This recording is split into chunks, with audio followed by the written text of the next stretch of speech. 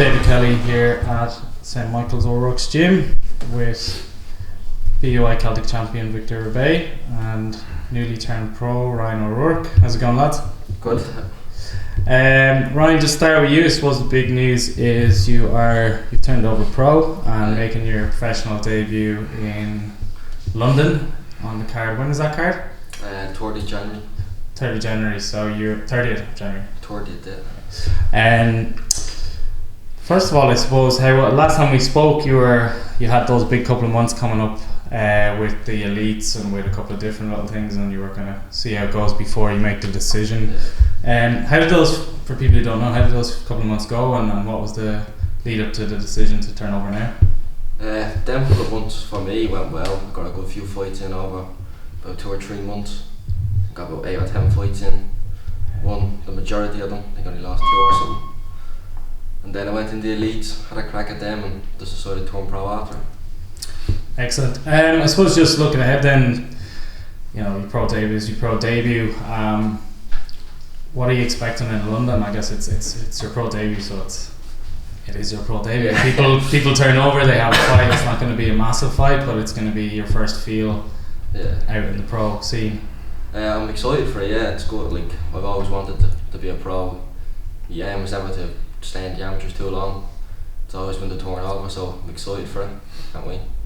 Yeah, and you've probably been living the pro lifestyle a lot longer than you've been a pro, definitely, because it's been 2-a-days and 3-a-days here for several years at this point, hasn't it? Yeah, definitely. I've been training like a pro since probably about 18, twice a day, every day. Just working, yeah. Yeah, and also, just the reason I got Victor on camera with you is that it's kind of interesting because Victor's gone that bit ahead of you in terms of turning over pro. But you've been in Victor's corner for probably the majority of his pro fights. Yeah, I've only missed one of nearly all of them, yeah. I guess that's kind of given you quite a good perspective on, you're able to sit back, watch and kind of learn stuff from watching his pro career progress. Yeah, definitely. It's given me an insight into what it's all about, being a professional boxer, and it's definitely going to help me when I do finally have my first pro fight.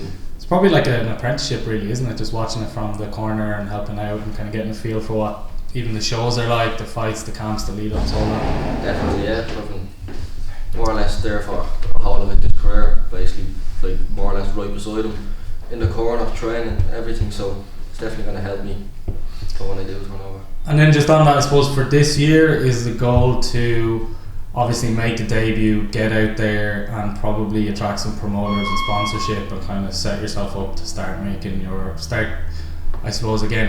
apprenticeship again as a pro. Yeah, definitely. I'd love to get as many fights in as possible. Hopefully attract a promoter and a few sponsors, yeah.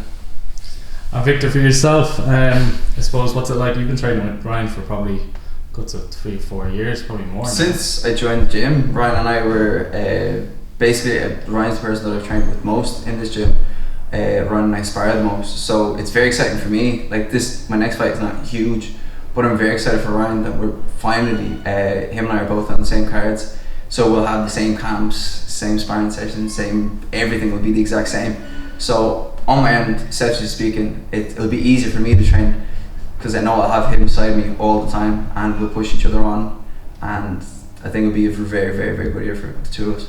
Yeah, and it's probably nice for you because, again, you've probably learned so much in the last 2.5 years since turning pro that you can kind of guide Ryan a little bit in some smaller things that maybe you've learned along the way. Yeah, see, more than anything, it's just experience in the ring. The amateurs and pros are two completely different things. So it will be more mental than anything else. I'll just give him little tips here and there. Ryan's a tremendous boxer, so I don't think I can add on anything on that end. But just kind of maybe how to deal with nerves, how to kind of all of these smaller things. Obviously I'll be there kind of with him and he'll be there with me, so we'll both push each other on to huge success. Yeah, and on that, you're on that card yourself.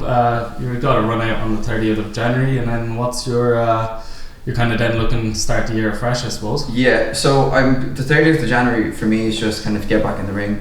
As many would know, it was meant to be out on Friday the 13th of December, but that fell through. So the fight before that, I was in 18th of May in Belfast. So I need a fight just to get back in the ring. But the main goal is hopefully I'll get Omar Bordeaux Jr. in New York for the 28th of February. So we'll get this fight out of the way, get the ring rust gone, and then back in the ring hopefully in New York on the 20th of February. Brilliant. And anyway, was that the first session back today or second? For me it was the third, so fair enough. How does that feel? Good, wrecked. I was just saying earlier that it's probably the wrong time to do the interview, but I feel good. Alright lads, thanks very much. Thank you. Appreciate it.